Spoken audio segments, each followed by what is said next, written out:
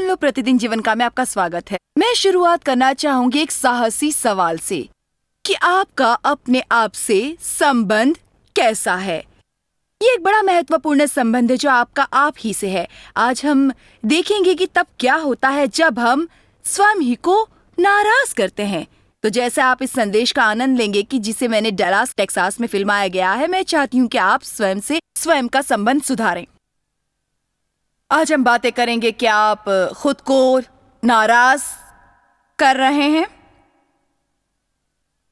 कई लोग ऐसा करते हैं। आप स्वयं के लिए ही ठोकर का कारण बन सकते हैं। आप ऐसा कुछ कर सकते हैं जिससे आप अपनी ही आत्मा को चोट पहुंचाए। पिता, हम धन्यवाद देते हैं जैसे आज आपके वचन आते तो लोग छुटकारा पाकर आजाद हो जाते हैं। आइए पहले मैं आपको बताऊं कि आपसे आप ही का संबंध कैसा है। क्या कभी आपके सामने ये बात आई कि आपका आपसे संबंध है? आप स्वयं के साथ ही ज्यादा समय बिताते हैं। आप अपने लिए एक ऐसे व्यक्ति हैं जिससे आप कभी छुटकारा नहीं पा सकते। चाहे आप कुछ भी कर लें, आप कभी अपने आप से दूर नहीं जा सकते। समस्या यह है कि यदि आप स्वयं को ही पसंद नहीं करते तो इससे सच में एक दुर्दशा भरा जीवन आपका हो जाएगा। आइए कुछ ऐसी बातों को सुने जो मुझे लगता है यदि इन बातों को हम करें तो सच में हम अपनी ही आत्मा को चोट पहुंचा रहे हैं और ये हमारे अंदर एक बड़ी समस्या को पैदा कर देता है। पहला, यदि आप स्वयं की ही निंदा करते हैं और हर समय स्वयं पर दोष लगाते रहते हैं, जरा सोचिए ऐसी बातों को जिससे दूसरे नाराज होते हैं। यदि आप किसी और पर दोष लगाएं तो शायद वो नाराज हो जाएं, और यदि आप स्वयं पर दोष लगाएं तो आप स्वयं को नाराज कर रहे हैं।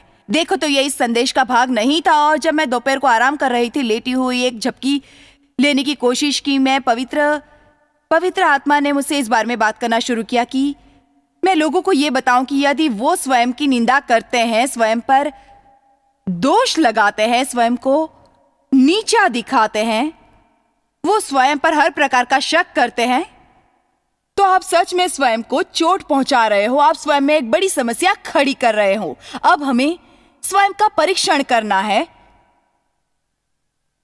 परमेश्वर के वचन की रोशनी में अपना जीवन देखें। यदि हम कुछ गलत करते हैं तो उसे सुधारने के लिए हमें पवित्र आत्मा के साथ मिलकर काम करना है, लेकिन स्वयं पर दोष न लगाएं और हर समय उन बातों को खोजते ना रहें जो आप गलत कर देते हैं। आइए पहला कुरिन्थियों 4 निकालें कुछ समय के लिए। आपके स्वयं से आपका संबंध कैसा है। आपको आश्चर्य होगा यदि आप सच्चाई जानना चाहते हैं। बड़ी संख्या में ऐसे लोग हैं जिनका स्वयं के साथ अच्छा संबंध नहीं है और इस वजह से उनका औरों के साथ भी अच्छा संबंध नहीं रहता।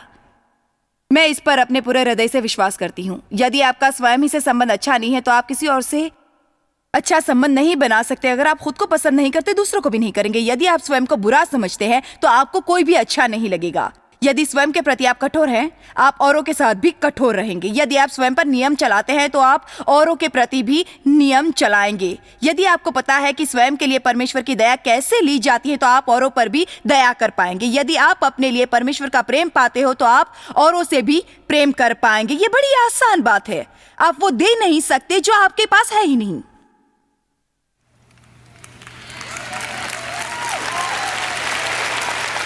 मेरे पास यहाँ थोड़ा पानी है, तो यदि आप प्यास है और कहें क्या मैं पानी पी सकता हूँ तो मैं आपको पानी दे सकती हूँ क्योंकि यहाँ मेरे पास पानी है। लेकिन यदि आप मुझसे कुछ मांगे और मेरे पास नहीं है तो मैं आपको कैसे दूंगी। कई वर्षों से मैंने प्रेम भरा जीवन जीने का प्रयत्न किया लेकिन समझ नहीं पाई क्यों मैं इतनी कठोर थी। जिनके साथ किसी का रहना भी मुश्किल था। कई साल पहले परमेश्वर ने मुझे इसकी वजह बताई क्योंकि मैं स्वयं ही को पसंद नहीं करती थी। ये जरूरी है कि आपका आपके साथ संबंध अच्छा हो। अपने बारे में आपके विचार कैसे हैं? क्या अपनी हर छोटी गलती के लिए खुद पर दोष लगाते रहते हैं आप, या आप इसे समझ लेना चाहते हो मैं वहां नहीं हूं जहां मुझे होना चाहिए, लेकिन परमेश्वर का धन्यवाद हो मैं वहां नहीं हूं जहां मैं पहले थी।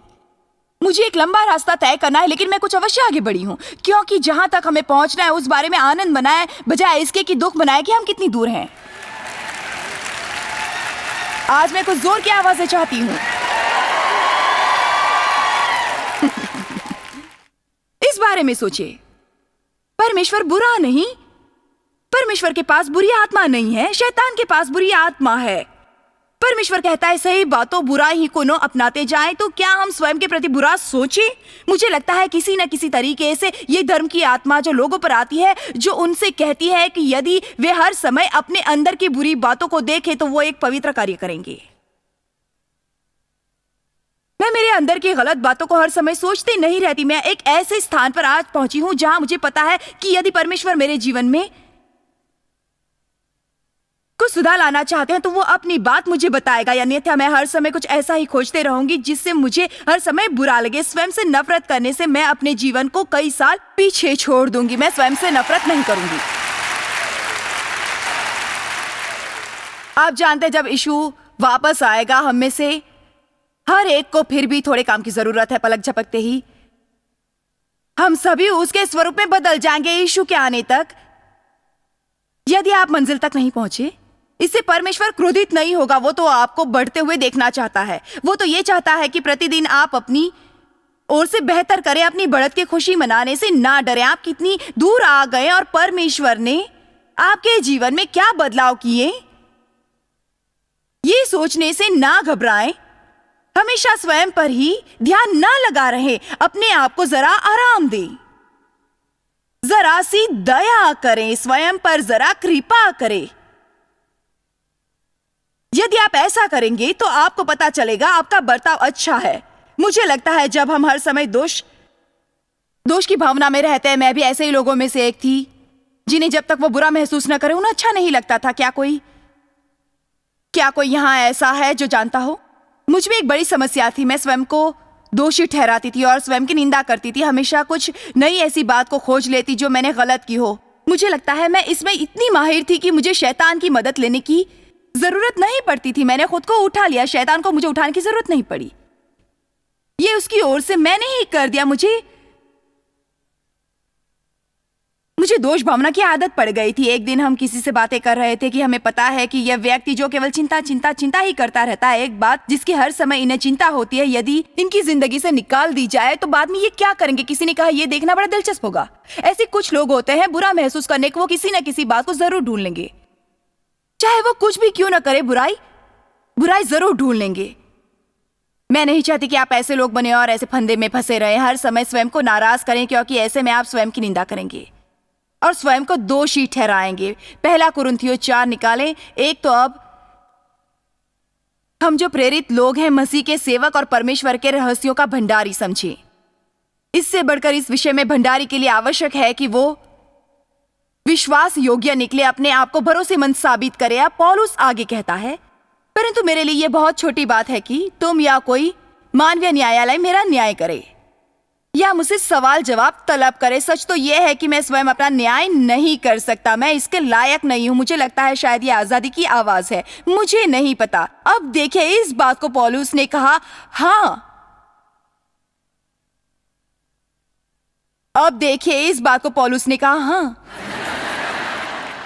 प्रभु के सेवक को विश्वास योग्य होना चाहिए। देखा जाए तो लोग उसका न्याय करते हुए ये कह रहे थे, हमें नहीं लगता कि तुम विश्वास योग्य हो। उसने कहा, तुम क्या सोचते हो, मुझे इसकी परवाह नहीं। अब आजादी यह है, उसने कहा तुम क्या सोचते हो, मुझे इसकी परवाह नहीं। मैं तो स्वयं अपना न्याय नहीं कर सकता।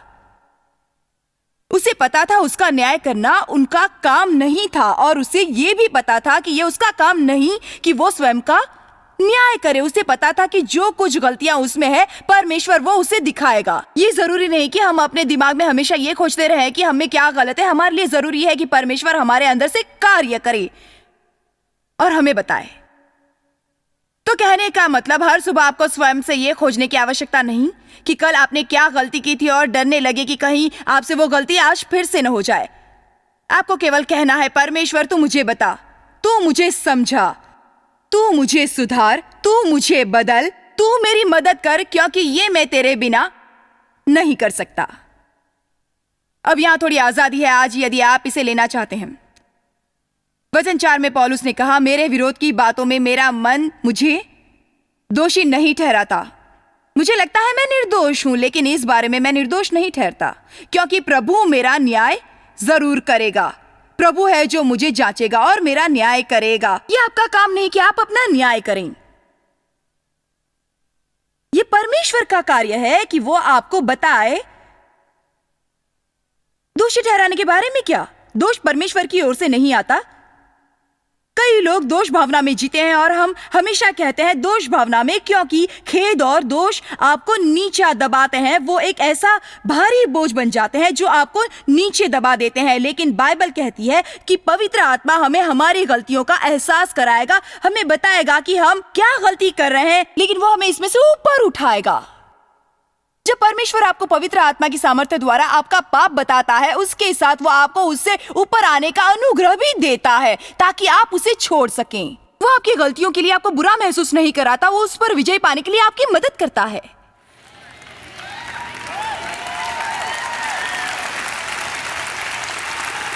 लेकिन शैतान आप में निराशा ले आएगा। मैं बहुत निराश हूं, मैं बहुत निराश हूं, मैं इतना बड़ा सड़ा व्यक्ति हूं, मुझे बहुत बुरा लग रहा है। इससे आपको कुछ फायदा नहीं होगा। दोष व्यायाम की मशीन जैसा है। ये मानो ऐसा है कि आप इस पर चढ़ जाते हैं और इससे उतरने का और कोई रास्ता नहीं। आप दोष महसूस करते हैं। जितना ज्यादा आप इसे करते हैं और जब आप इसे और ज्यादा करते हैं, उतना ज्यादा आप दोषी महसूस करते हैं। आपको कहना है, परमेश्वर यदि आप मेरी मदद ना करें तो मेरी कोई मदद नहीं करेगा। लेकिन इस बारे में दोष महसूस करने से कुछ भी नहीं बदलने वाला। उससे कहे कि तेरी क्षमा को लेता हूं और कहता हूं, प्रभु अपने समय में जो आप करना चाहते हैं मुझ में करें। परमेश्वर थोड़ा थोड़ा करके हमें छुटकारा दिला देता है। वो आपको उन बातों से एक बार में रातों रात छुटकारा नहीं दिलाएगा। सच में देखा जाए तो आइए पहले पतरस का 5 निकाले 1 मिनट के लिए। मैं आपको कुछ दिखाना चाहती हूं। वचन 10, तुम्हारे थोड़ी देर यातना तुम्हारे थोड़ी देर यातना सहने के पश्चात काश ये न लिखा होता। अनुग्रह हमारे जीवन में पवित्र आत्मा की वो सामर्थ्य है जिसके द्वारा हम वो कर सकते हैं जो स्वयं से नहीं कर पाते। तुम्हारे थोड़ी देर यातना सहने के बाद सारे अनुग्रह का परमेश्वर जो सब प्रकार की कृपा और आशीष देता है, जिसने तुम्हें मसीह में अपनी अनंत महिमा के लिए बुलाया है। वाह, मुझे लगता है ये दिलचस्प है। सच में इतने सालों में मैंने ये सीखा है और मेरे पास इसकी कुछ समझ है। तुम्हारे थोड़ी देर दुख उठाने के बाद सारे अनुग्रह का परमेश्वर तुम्हें सिद्ध करेगा और वो बनाएगा जो आपको बनना चाहिए। तो क्या पहले हमें दुख उठाना है? जानते मैं क्या सोचती हूं, कहां से दुख आता है? जिस समय आप सच्चाई का सामना करते हैं और आप जान जाते हैं कि इस क्षेत्र में मेरी समस्या है, मेरा बर्ताव सही नहीं है, मेरा जीवन वैसा नहीं है जैसा होना चाहिए। आमतौर पर लोग क्या करते हैं, इसे देखने के बाद वो उसमें बदलाव लाने में अपना समय बर्बाद करते हैं। तो इसमें समय लगता है और आप परेशान हो जाते हैं। क्या मैं आपसे सच कह रही हूं? उदाहरण के तौर पर जब मुझे यह पता चलता है मेरा बोलना ठीक नहीं है, मैं जरा ज्यादा बात करके वो बोल देती हूं जो नहीं बोलना चाहिए, और मैं लोगों को नाराज कर देती हूं और मैं नकारात्मक होकर बुरा करती हूं। मैं ऐसे प्रचार को सुनूं, उस समय मैं ऐसा प्रचार नहीं करती थी, लेकिन जाकर ऐसे लोगों को प्रचार को सुनती थी जो वही प्रचार करते थे जैसा मैं आज कर रही हूं। और मैं सोचती थी मेरा मुंह मेरी समस्या है, मेरी हर बात मेरी समस्या थी। और उसी तरीके से मैं सोचा करती थी। मैं ऐसी नहीं थी कि हे परमेश्वर मुझे ऐसा दिखाने के लिए धन्यवाद। हाँ, मैं चाहती हूँ कि आप मेरी मदद कर, मैं बदलना चाहती हूँ, मैं बदलना चाहती हूँ, मैं वही बनना चाहती हूँ जो आप बनाना चाहते हैं।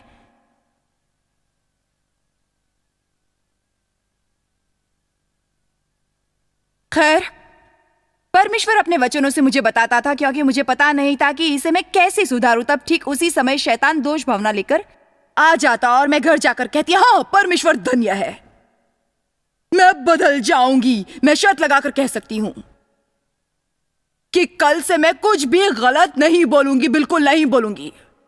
इसी तरह से वो हमारे नियंत्रण से बाहर और बाहर और बाहर और बाहर हो जाता है। तो अगले दिन की सुबह मैं कुछ नहीं बोलूंगी, केवल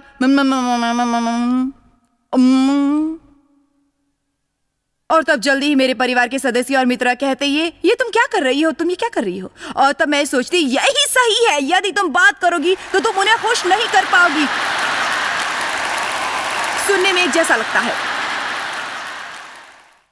मैं स्वयं को छुड़ाने का प्रयत्न करती थी, तो इससे मैं और क्या करती थी? मैं बस दुख उठाती थी।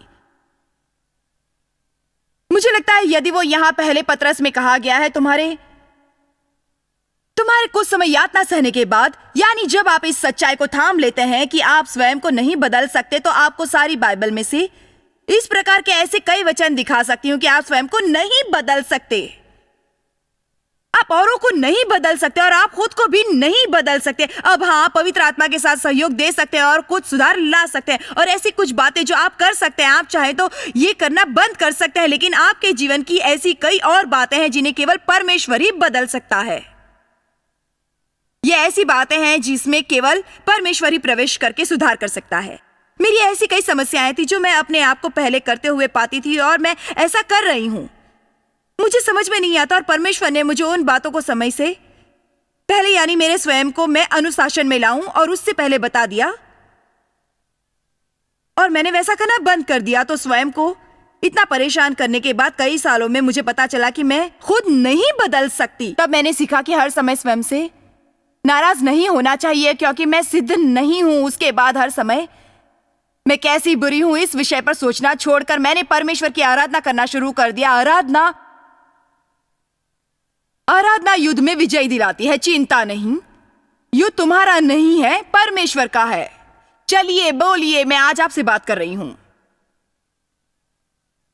हर समय आपको स्वयं से युद्ध करते नहीं रहना चाहिए। आपको कहना चाहिए, हे परमेश्वर, मैं दुर्दशा में हूं, लेकिन मैं तेरा हूं, और यदि कोई मुझे बदलेगा तो वो तू।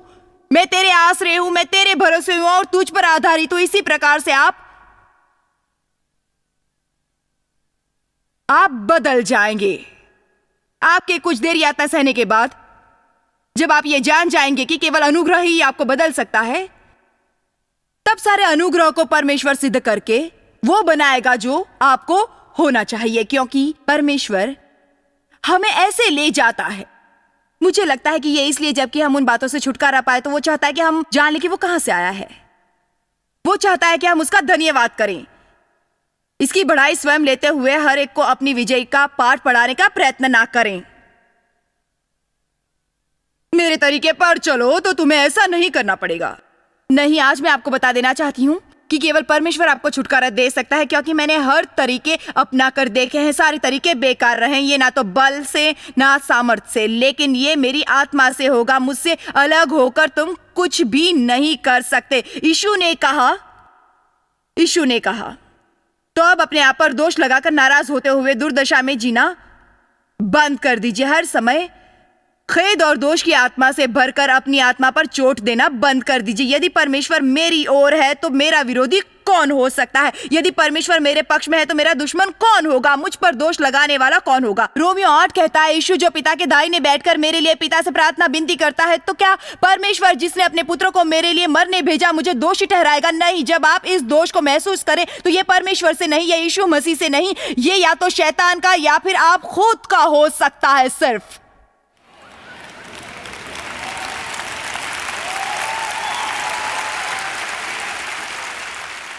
याद रखें, पाप को जान लेना दोषी समझने से भिन्न है। पवित्र आत्मा हमारे पाप हमें बताता है। ओ, मैं आपसे कहती हूं, जैसे ही आप पवित्र आत्मा से भर जाते हैं, वो आपको सारे रास्ते आपके लिए खुल जाते हैं, और आप उन चीजों के साथ नहीं होते जिनके साथ पहले थे। और परमेश्वर में आप जितनी गहराई में जाएंगे, उतना ही ज्यादा आप जानेंगे उन सभी छोटी बातों को भी जो आप करते हैं, वो परमेश्वर के वचन अनुसार है या नहीं। परमेश्वर आपसे करने को यही चाहता है कि आप उससे सहमत हो जाए। आपसे करवाने को वो यही चाहता है कि आप कहें, आप सही है परमेश्वर, मेरे जीवन में ये सही नहीं है और मैं बदलना चाहता हूं। परमेश्वर को खुश करने के लिए हम क्या करें? उस पर विश्वास करें जिसने उसे भेजा है। उस पर विश्वास करें। वो शारीरिक कामों से प्रसन्न नहीं होता, वो तो केवल ऐसे विश्वास से प्रसन्न होता है जो उस पर भरोसा करके आधारित रहें, और तब अपनी विजय के लिए उसका धन्यवाद दें। मैं आपसे कुछ कहूंगी। मैं धन्यवाद देने वाली महिला हूं, क्योंकि मुझे पता है कि परमेश्वर ने मुझे बदल दिया है। मेरे पति भी परमेश्वर का धन्यवाद देते हैं, क्योंकि उन्हें पता है परमेश्वर ने उन्हें बदल दिया है। सच्चाई यह है कि कई सालों से, क्योंकि मेरा मतलब है, मेरे अंदर ऐसी कुछ बातें थी जो सामर्थ्य से भरी हुई थी। जानते हैं, मैं उसे संभाल लूंगी। धन्यवाद परमेश्वर, मैं ऐसा करूंगी, मैं वैसा करूंगी। मेरे पास एक योजना है, मैं उसे पूरा करूंगी। और सच में मैंने जितना ज्यादा उसे करने का प्रयत्न किया उतनी ही मूर्खता से किया। ओह, लेकिन जब आप परमेश्वर पर भरोसा करते हैं और जब आप सुबह उठते हैं, दिन का वो भाग अलग करके परमेश्वर के पास जाते हैं और कहते हैं, हे परमेश्वर, तेरे बिना मैं कुछ भी नहीं, तू मेरा आनंद है, तू मेरी शांति है, तू मेरी धार्मिकता है। यदि तू मेरी मदद ना करे तो मुझसे कुछ भी काम सही ढंग से नहीं होगा। मैं खुद को नहीं बदल सकता, मैं अपने परिवार को नहीं बदल सकता, मैं स्वयं को ऐसा नहीं बना सकता जैसा मुझे होना चाहिए, लेकिन मेरा पूरा भरोसा तुझ पर है।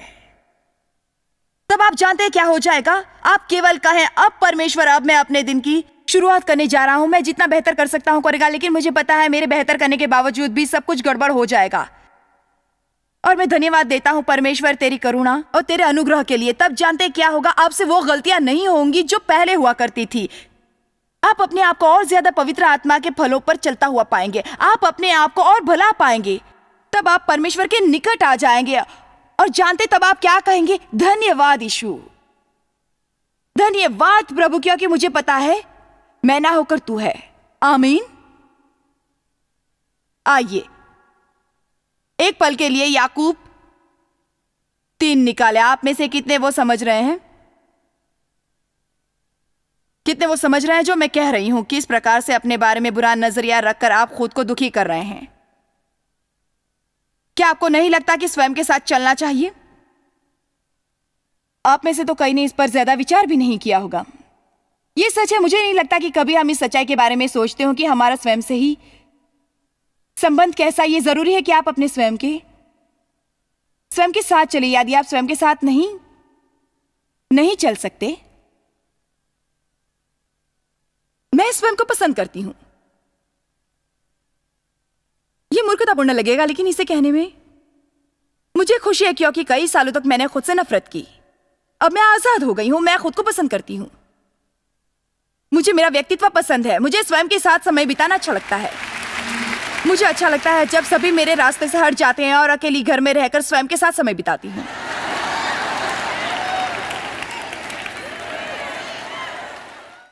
केवल मैं और यीशु। वो प्रभु दया कर। जब आप खुद को पसंद करेंगे, शैतान गुस्से से पागल हो जाएगा। एक बार समाचार पत्र में मेरे बारे में एक लेख छपा था जिसमें लिखा था, जॉयस मायर खुद को पसंद करती है। जब मैं ये कहती कि मैं खुद से नफरत करती हूं, तो क्या ये तुम्हें अच्छा लगता? ठीक है। याकूब 3:2, क्योंकि हम सब कई बातों में चूक जाते हैं। याद रखें, हम बातें कर रहे हैं दोष की आत्मा के बारे में। यदि कोई अपनी बातों में नहीं चूकता, कभी गलत नहीं बोलता, तो पूर्ण सिद्ध चरित्र है और सिद्ध व्यक्ति है। इस योग्य है कि अपने पूरे शरीर पर नियंत्रण करके अपने चरित्र को वश में रखे। अपने बारे में आप किस प्रकार बोलते हैं, यह बहुत बहुत महत्वपूर्ण है। अपने मुंह से अपने बारे में नकारात्मक और निंदात्मक बातें बिल्कुल ना करें।